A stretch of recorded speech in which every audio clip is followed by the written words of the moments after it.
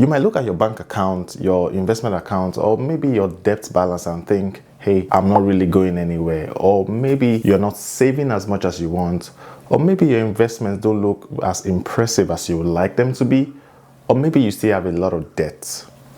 It is fine. It's rational. I understand this feeling. You might also have that feeling that you're making decent money. Maybe you're making somewhere from 80K, 100K and above, or maybe 60K. But somehow, there never seems to be enough left over at the end of the month for you to do something reasonable with. And if it sounds familiar, I want you to consider something. You might be making more financial progress. You might be making more progress with your money than you actually think. The problem is, financial progress, it doesn't always look dramatic. Sometimes it looks incredibly ordinary. And because you're used to measuring progress, because you're used to measuring success by big milestones, either like buying a house, hitting six-figure investments, paying off your debt, buying a new car, we completely overlook the smaller things that are moving us in the right direction. So today I want us to talk about some of those signs, those things that let us know that we are actually doing better than we think, because you might be doing well with your money than you give yourself credit for. And the first sign, it has nothing to do with how much money you have. So let's get into it. Number one, you're making financial decisions. You're making money decisions more intentionally. Now, one of the biggest signs of money progress, one of the biggest signs that you're making financial progress, I mean real financial progress, is simply thinking differently about your money. Maybe a year ago or 2 years ago, you would see something you wanted and you just go ahead and buy it. Now, you take some time out to pause. You ask yourself, do you really want this item? You take some time to really think, do I really want to spend $100K or spend $500 or $1,000 on this item? Do I really need it? If you can make those decisions, if you can ask yourself these questions, all right? Questions such as, would I rather invest this money into something else? Would I really want to spend this money on this pair of shoes? That is a huge accomplishment. If previously you were okay just splurging and right now you have to think before you spend, you're making progress. This is why it's important. Personal finance is not just about having more money. It's also becoming more intentional with the money you already have and how you choose to spend that money. And once you start making decisions based on your priorities instead of whatever catches your attention for the day, you're already building a healthy financial system for yourself, and you should give yourself full credit for that. And that then brings us to something that is even more tangible, which is sign number 2. With this, you're saving consistently, even if it doesn't feel like you have enough. And this is why it's important. Any amount that you can save, it might not feel like much, but it's the habit of savings that really tells the real story here. So what I want you to think about is knowing that consistency with building a savings habit, it matters a lot more than the actual number that you're saving. We can talk about the number in a different video, but right now we are focusing on the habits. So if you are consistently moving money from your spending account to your savings or your investment, I want you to know that you're building a habit that is becoming even more powerful than you realize it. And there's another benefit to that. You're proving to yourself that you can live on slightly less than you earn, because it is from your earnings that you're able to save. And when you save, you can spend and live on whatever is left. So that skill becomes incredibly valuable as your income increases, because if you learn how to save when you're making 50K or 60K or 70K, you don't necessarily have to change your savings habits when your income goes up, because you already have that savings mindset. So you can let some of that additional income become wealth when you get to higher income levels. And this then leads us directly to the next sign of financial progress. Number 3, your lifestyle doesn't change as fast as your income. And this is a very important one. Once you get a raise, or once you get a new job that pays you more money, or once you get maybe like a side income that increases your monthly income, right? One thing that you must consistently fight is lifestyle creep. Because one of the best things you can do for yourself is not to immediately spend the extra income you're earning. So if your income is going up and your lifestyle expenses increase by a little, you can upgrade a few things, right? You can start enjoying a few things that you couldn't afford before. But you don't want to use that extra income all the way to upgrade your lifestyle. You also want to put some towards savings, put some towards investments, so that you know that on one hand, you are enjoying the benefits of extra income. On the other hand, you are also saving towards the future.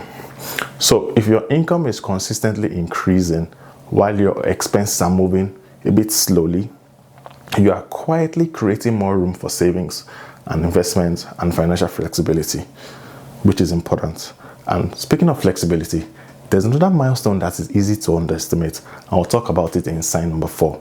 And this is, you have set money aside for emergencies. So picture this. Maybe you don't have 6 months of expenses sitting in a high interest account somewhere.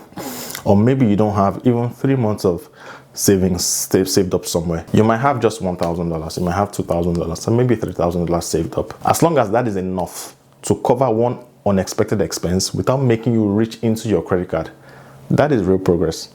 Some of the bills that make people go into debt are not the $10,000 bills. There are things like maybe $1,000 emergency that just comes up and you have to go into your credit card. And because you didn't expect it, you are carrying that balance onto the next month. So having some savings left gives you breathing room in case something happens, maybe like your car breaks down or you fell and you needed to buy some medication or anything that happens. Having that breathing room gives you options, and that option is critical in terms of personal finance. Having that savings buffer that you can use to cover any situation that comes in, it's critical. So if you have maybe like $1,000, $2,000, something saved up for the unexpected, you're making real progress. And I want you to celebrate yourself for that. And this takes us to sign number 5. And here we're talking about investing. So when you start investing, even if your portfolio looks small, you're making more progress than most people realize. And I want you to realize that. So this is something that a lot of people overlook because they feel like, oh, I'm not investing $10,000 every single month. I'm only investing maybe like $100 or $200. No. What I want you to focus on is the habits, like I said earlier. And if you notice the trend of this video, I'm mostly reinforcing habits rather than amounts. So if you're able to come up with some number every month that goes into your savings portfolio, it doesn't have to be $200,000, it doesn't have to be $50,000. If it's maybe $200, $1,000, $500, it doesn't matter. As long as you are able to invest, the most important thing is you started, right? The starting point is the most critical part of the journey. You have started that investing journey.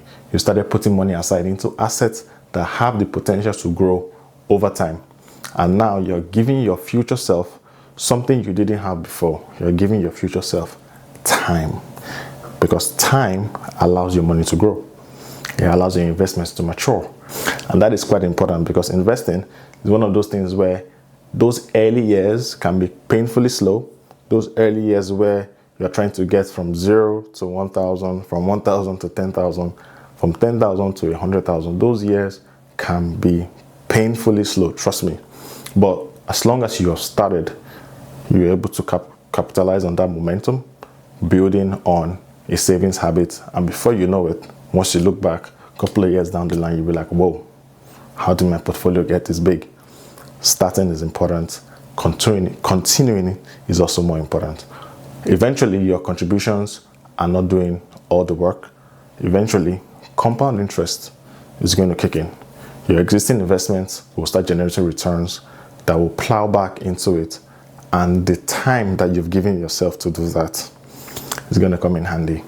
So if you're investing consistently today, even if the account doesn't look impressive yet, you're building the foundation for something that might look very different a couple of years down the line. And while we are talking about investing, there's another form of progress that can be even more important in the short term, and I'm talking about debt. Now, the 6th sign that you're making more progress is your debt is becoming more manageable. I'm not saying you're becoming debt-free all of a sudden. That'll be nice. But if you're able to manage your debts, you're making financial progress. So see it this way, if you have a credit card balance you're able to pay off at the end of every month, if you have maybe student loans or line of credits that you're able to pay down on a monthly basis and the total balance is decreasing, if you're able to make extra payments beyond the minimum, you're making progress. If the interest you're paying on those debts every month is getting smaller and it's not increasing, trust me, you're making progress. So sometimes we get into the habit of thinking that I will feel financially free or I will feel financially successful when I have zero debts. Actually, no. A reducing debt balance is just as important as increasing assets, because the lower debts you have, the more assets you're able to amass. So see it from that perspective. So focus on the destination, which is zero balance. The process of getting from 50K in debt to zero is also important. So if you're able to reduce those debts on a monthly basis, right, you're making progress. So if 2 months ago you owe 20,000 and now you owe 15,000, you've paid off 5K. Is that not? That is real progress. And the same idea applies to another area of finances that most people try to overlook, and which is your net worth. And that is sign number 7. Your net worth is slowly moving in the right direction. If that is your situation, you're making financial progress. When people talk about net worth, they think we're talking about millionaires and billionaires. But even if you have $1,000 net worth to your name, as long as you've been able to increase it from what it was previously, you've made progress. So your net worth is simply taking what you own and subtracting what you owe from it. And the best way to see it is look at it over a period of time. If you do your net worth like a year ago, if say you owe 5,000 and you own 7,000 in assets, that means your net worth is 2,000. That's a year ago. This time around, you own assets of 10,000 and you owe 2,000. Your net worth is now 8,000. So you've gone from 2,000 net worth to 8,000. That is progress. So when you put all those things together, when you see from that perspective, your net worth is moving in the right direction, even if you don't feel particularly wealthy at the moment. And that's important because wealth is often built quietly. Real wealth is not loud. You build it gradually, quietly, over time. And there will not be a dramatic moment when you suddenly wake up and you feel rich. You would only appreciate the growth that you're making when you stand back and scan where you started from and where you currently are, and then you realize that, I'm actually in a much better position than I was a couple of years ago. And sometimes the evidence of that is not in your net worth at all. It's mostly in your behavior. Now, the 8th sign is you've stopped making the same money mistakes. Now, I really like this sign because it doesn't get talked about enough. So maybe you used to spend without tracking anything. Maybe you used to consistently carry a heavy credit card balance. Maybe you used to get a raise and you immediately increase your spending. Or maybe you're just generally bad with money, where you just splurge at the earliest inconvenience. Right now, if you are not doing those things you were doing before, if you're making better money decisions, you also need to realize that making fewer bad decisions is real progress. If you're making 10 bad decisions before with your money and you're making 3, you've made 7 decisions less. That is real progress. So recognize that and appreciate your growth. You don't need to become the Warren Buffett. You don't need to become a Dave Ramsey. You don't need to become someone who is an expert with money. As long as you're making incremental growth with how you work with your money, how you see your money, you also need to realize that the goal is to become someone who learns from their mistake. And that's where the real power lies. Because over time, once you avoid making the same expensive mistakes over and again, you're going to have a huge positive impact on your money situation and on your wallet. And that brings us to my favorite of all of these signs. Sign number 9, you're starting to think about your future self. So picture it this way. You might be contributing to a retirement account. You might be investing for a future home. You might also be building an emergency fund. With all of this in mind, you are taking a futuristic approach towards your money situation starting from today, because the future doesn't exist. However, we have faith that we'll get to a tomorrow. So you need to make plans towards that tomorrow, right? If you're starting to do that, starting to put money aside for a future that you can't see for now, then you are thinking beyond yourself, and that is growth. You are thinking beyond what I can afford right now. you're also asking yourself, what would make life easier for me in 5 years, in 10 years, 20 years down the line? And these investments or these decisions might be things beyond your money. It could also be in your health, in your diet, in how you socialize, in who you hang out with. All of these things will combine to impact your wallet. So making those small sacrifices today, your future self will thank you for it, and you'll also be in a much better place down the line. So I want you to think about flexibility in the future, think about security, think about freedom, so that you don't need to get to a place where when you're 60, you'll be regretting the decisions you should have taken in your 20s, in your 30s, and your 40s. Just have that at the back of your mind and know that, okay, there's a future that will come and you need to make plans for that. If you're already on that path, fantastic. You are making progress. And for sign number 10, this talks about money not controlling the decisions you make as much as you used to. And perhaps this might be the biggest of all. So if you're able to make decisions about money without getting stressed or anxious, if you are able to plan with your money without feeling pressure, it may not mean that you have all the money in the world. It just means that you've reached a place of calm.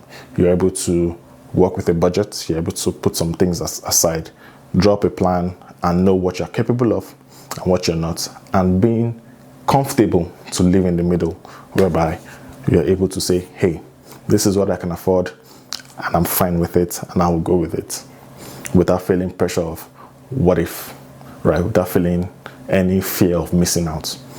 You have your goals, you put money towards your goals, and you execute your goals. That is great progress, right? You may still have some months where things get messy, where things don't feel as rational as they should be, things don't move in the right directions. You may still worry about some unexpected expenses, but you already have an emergency fund to cover that. And the good thing is your money at this stage, it doesn't feel as chaotic as it used to be. And that is the form of wealth that you should appreciate and recognize. Now, ultimately, the goal isn't just to have a bigger number in your bank account. The goal is to create a life where your money gives you choices, more choices instead of fewer choices. So let me know in the comments which of these signs you can relate with. Let me know which you just found out for the first time, which impacted you most for the first time. Maybe you just realized that your income has increased and you are able to address lifestyle creep, or maybe you just realized that simply making financial decisions or better financial decisions is actually a real flex that you didn't know you were capable of. So let me know, like and share this content, and I'll see you on the next one.